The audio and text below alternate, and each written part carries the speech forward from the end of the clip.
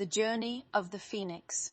The sun was rising over the horizon as the phoenix flew through the sky, its wings spread wide in all their glory. Its feathers were ablaze from the morning light, casting a rainbow-like halo around it. It soared above the clouds, feeling the wind beneath his wings, and savoring each moment before reaching its destination, a small village below. It had been flying for days now since leaving behind everything it knew. It longed to be back home, but it knew this journey must come first. As it approached closer towards the town, the phoenix could see signs of life within, people walking along the streets and going about their businesses like any other day. Suddenly, the creature realized something. These villagers have no idea what lies ahead. It would need someone who can help guide them on their quest. But how? As if reading the thoughts of the bird itself, a young girl ran out into the street, waving her arms wildly at the incoming visitor. She shouted words which only made sense when translated by the language of birds. "Come here quickly," she cried, the brave little one jumping up onto its shoulders and taking hold tightly of some of the beautiful feathers. In just moments they were off again into the air. This time, however, there seemed to be two passengers rather than one. They traveled across land and sea until finally arriving at their destination. A majestic castle nestled away deep inside an enchanted forest. Before even entering, the pair took notice of strange markings carved upon the walls and doorways. They both looked intently, trying to decipher the meaning hidden behind them. After much contemplation, they decided to enter cautiously and slowly opened the doors leading inside. What lay beyond was nothing short of amazement. Inside the hallway stood tall statues representing figures of different races.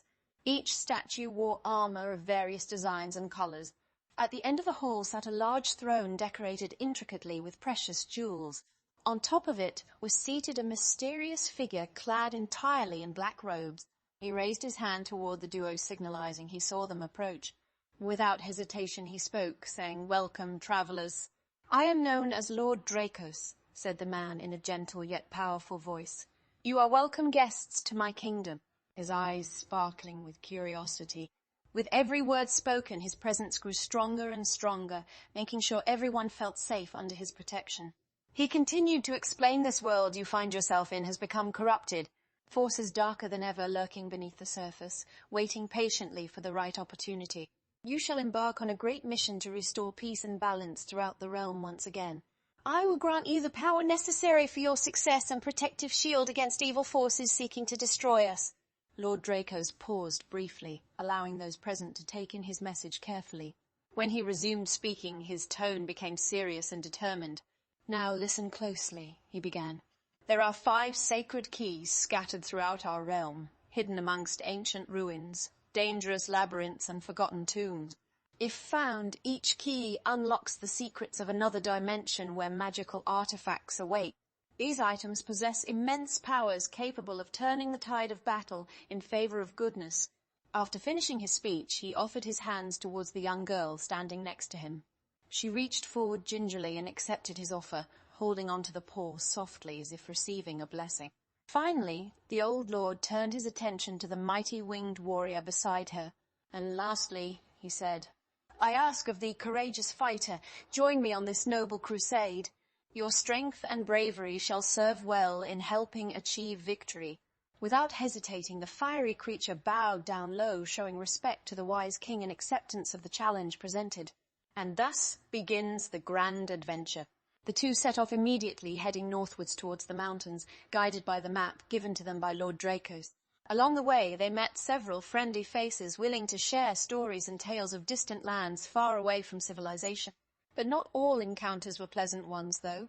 There were also many times when danger rears its ugly head, threatening to put a halt to their journey. Luckily, the companions always managed to get themselves out of sticky situations. Eventually, after countless hours of traveling, the pair arrived atop a mountain ridge high enough to give a clear view of their surroundings. Ahead lied a vast desert landscape stretching infinitely into the distance, while below them towered huge rock formations forming natural barriers preventing entry to the unknown terrain.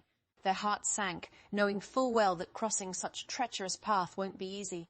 But without any alternative route available, they proceeded regardless. Fortunately, things went smoothly for most part. The weather remained calm during the duration of their trip, and there wasn't anything unusual happening besides occasional sandstorm. Even still, the duo never lost sight of the objective and kept pushing hard to reach the final destination. Finally, after 3 exhausting days, they came face to face with their ultimate goal, the entrance to an abandoned temple buried deep within the heart of the desert. Upon approaching, they noticed the gate opening automatically as if expecting visitors already. Taking advantage of this lucky break, they ventured forth eagerly.